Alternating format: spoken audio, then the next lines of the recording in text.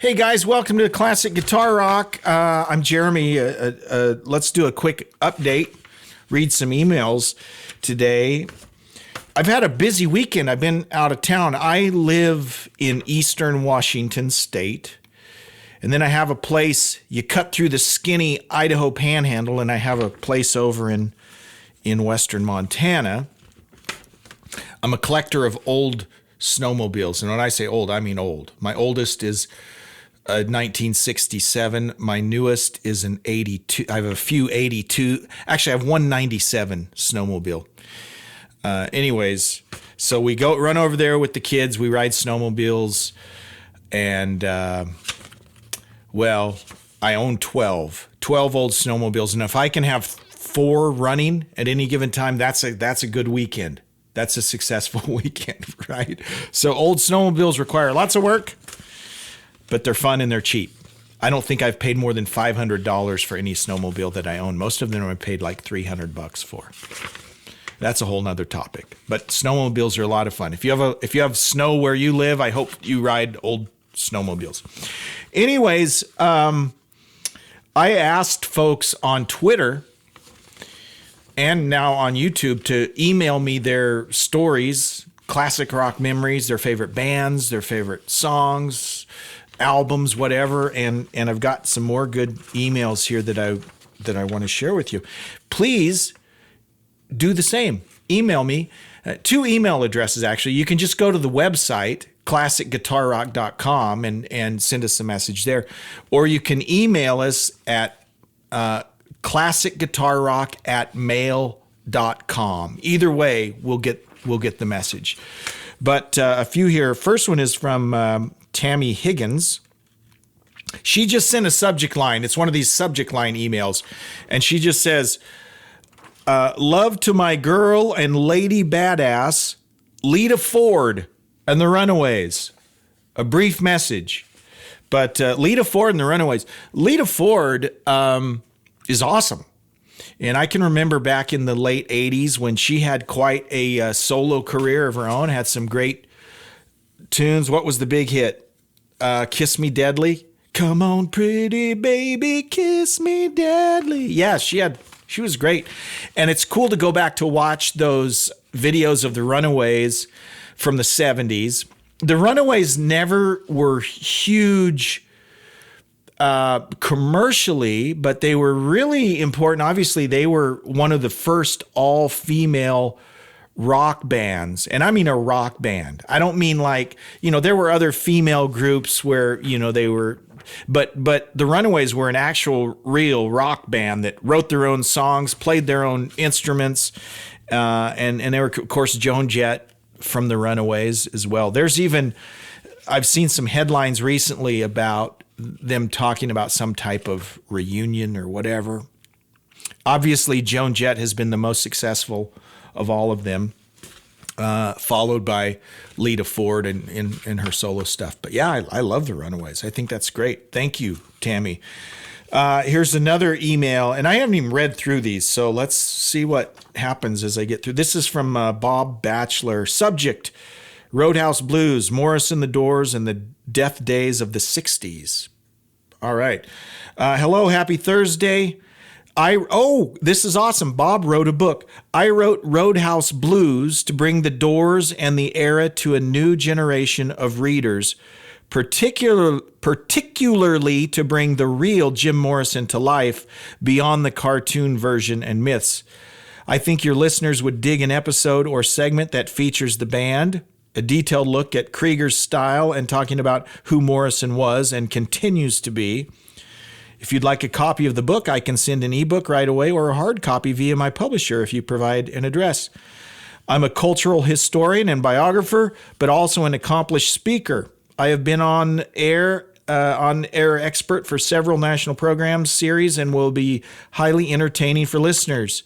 I write my books, including 3 biographies of Stan Lee and the Bourbon King, a true crime of the 1920s featuring the little-known but highly dangerous George Remus, with the research of a professional historian, but like long screenplays. I hope to hear from you. Okay, and then he's got some contact information. Bob, that would be awesome. And I will be reaching out to you because I would love to do a segment on the Doors. And I just want to be completely honest and upfront about the Doors. I even have a video that I posted like 8 years ago where I talk about the Doors being very overrated. I do, however, understand the popularity of the Doors. A lot of people really love the Doors. And, you know, that's the thing about music is it's very subjective. I am, and we've even talked about this on Twitter, a recent, one of my more popular, chains that we had going was bands that you like them as a personality, right? You really dig their history or whatever, but you just can't get into the music. And the Doors were one of those for me, right? I read about the Doors. I read about Jim Morrison. It's just hard for me to, and their music's not bad. Don't get me wrong. I don't hate the Doors. It's just, I cannot muster the same excitement about the Doors as other people can. Doesn't mean they're bad. Doesn't mean I'm a bad person, right? It's all subjective. But from a historical standpoint, I would love to talk about the Doors, and I will definitely be in touch with Bob about this. So Bob, I will for sure be reaching out to you because I think that would be a great episode to have. Here's another one from Rick Trombley. Subject, hello, and thought on the subject, replacement singers. We had an episode. Again, I haven't read through any of these, so I'm kind of just responding to these on the fly. He says, hello, I love the show. I'm a latecomer to your party, but I since have been working from home over the last couple of years. On Tuesdays, I go to my local diner for lunch and listen to a new or past episode every week. Little more about me, mid-50s, that's me. Intermediate level guitar player, that's probably me. Gear and rock history nerd. I own too many guitars per my skill level. Dude, totally me. I'm an amp guy. I have more amps than guitars, but I have way too many of both based on my skill level. Absolutely correct. So something that has been bothering me, and that is the subject of replacement singers. And whenever people whom I respect, you guys, Eddie Trunk, Rick Beato, make a list, they always seem to leave this guy out. I know he isn't top 5 as Brian Johnson, clear number 1, Sammy, clear number 2, Dio and Sabbath, etc. And even his band's documentary dissed this guy. And this is and that is, what is your thought on John Elephante replacing Steve Walsh in Kansas? I have thoughts on this. Let me finish the email and then we'll get back.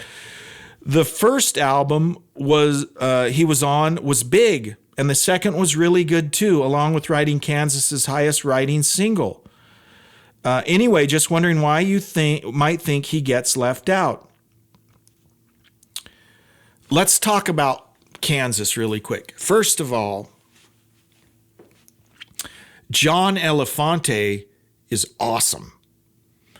Not only awesome musician, I like him as a person. Now, I don't get into politics on the podcast, but I will say this. There is a political figure, a political guy. He does a political talk show. His name's Jay Sekulow, and he's a Republican, right? To be honest, I don't listen to his show, but he's got a band, the Jay Sekulow Band. So Jay Sekulow is an attorney. He's a Republican. He does a talk show, but he's also got this side band that is phenomenal. So even if you're not into politics, you got to check out the Jay Sekulow Band on YouTube. And guess what? John Elephante is in the Jay Sekulow Band. And the other guy, I can't remember his name, is the guy that was in Head East. So he's got Elephante, he's got this guy from Head East, And these guys do these covers that will just blow your socks off. They'll do Boston songs. And Sekulo's a drummer, right? He plays drums, or sometimes he'll be playing acoustic guitar. And to be honest, they call it the Jay Sekulo Band because Jay Sekulo has some name recognition, I guess. But he's surrounded by awesome musicians. And Elephante, talk about a great singer. Man, the guy, and he can still do it. He's got to be at least in his 60s, right? But he sang, Play the Game Tonight. That album is awesome. Fight fire with fire. I love the guy. And in fact, we could even talk about Steve Walsh. I love Steve Walsh. I love Kansas. Now that I'm talking about it, I'm surprised we haven't done a podcast episode on Kansas. I love Elephante. And shame on me for not having talked about him, because the guy's a phenomenal talent, still is, can still sing. So we're gonna do something on Kansas. I wasn't aware that the band has kind of dissed him. I wasn't aware of that. But anytime you bring in a new member, especially a singer, it's gonna cause Sammy coming into Van Halen. Some people hated it, right? Some people loved it. Anytime Dio coming into Sabbath, you mentioned all of these things. Anytime you change something, especially the singer, because the singer is so much a part of the band's sound, that it's going to be controversial. But I love the guy. I think he's phenomenal. And those two albums that he did with Kansas are really good albums. Another aside, I have an episode where we talk about MTV. Kansas was another of these bands that were huge in the 70s, right? Kansas was a big band, very popular. It was a little harder for them to get traction in the 80s. They did have, they had a video for Play the Game. There was a video for the Fight Fire with Fire. I can't remember what that song's called. But there were videos for those songs. There was a video later. Steve Morse came in. Steve Walsh came back into the band, and then they had Steve Morse come in as guitar when Kerry Livgren left. They had a video for All I Wanted. Remember that song from about 86? Kansas struggled to find traction in the 80s, and I think a lot of it was, again, in the 80s with MTV, it became more and more about the look than necessarily the sound. So there were a lot of super talented bands and artists that just didn't get the play on MTV because they didn't have the look, right? Nothing against Kansas, but they didn't, they weren't Duran Duran in the eye candy department, right? They weren't White Snake, they weren't a bunch of pretty boys, right? Nothing against them, but they just did not have the same level of success in the video era as they did in the late 70s. But I love Kansas, and Rick, we will for sure talk about them. Now, Rick has one more paragraph here. Lastly, loved the non-guitar best bands episode. One thought on Depeche Mode is that they do have a permanent guitar player member, Martin Gore. Crazy thing about Martin is he is the only guy I know that tunes his guitar up as opposed to down. I did not know that. He tunes it up to F. Sounds like a string to the eye to me. And a band I would have mentioned was Adam and the Ants. Okay, when we got MTV at my house, MTV debuted in 81. We didn't really have it where I lived in Oklahoma till 82. But you could not watch MTV for half an hour without seeing an Adam Ant video. I love Adam Ant. Yeah, and he's in that list of bands that, as a hard rocker in the 80s in high school, you couldn't admit. I mean, you couldn't admit to your friends that you liked Duran Duran, or you liked Adamant, or you liked ABC, right? But I love that stuff. I seriously do. And Adamant was awesome. And just some great memories there. Rick closes it. Thanks and keep up the good work. Sincerely, Rick Trombley. He's from Michigan. Rick, thank you so much. And you gave me so much to think about there. And we're absolutely going to have to talk about Elephante. You know what? It would be great if we could get him as a guest, actually. I have some folks on my list, many that I'm already talking to. I won't share the list. At the level of my podcast, I mean, I don't have any delusions of grandeur, right? We don't have millions of listeners. We don't have, so for me to get a huge name, I'm not really to that point yet, but I've got a list of about 10 people that I've already been talking to that are people I really admire, that they aren't huge megastars, but definitely people that many of us are familiar with and like.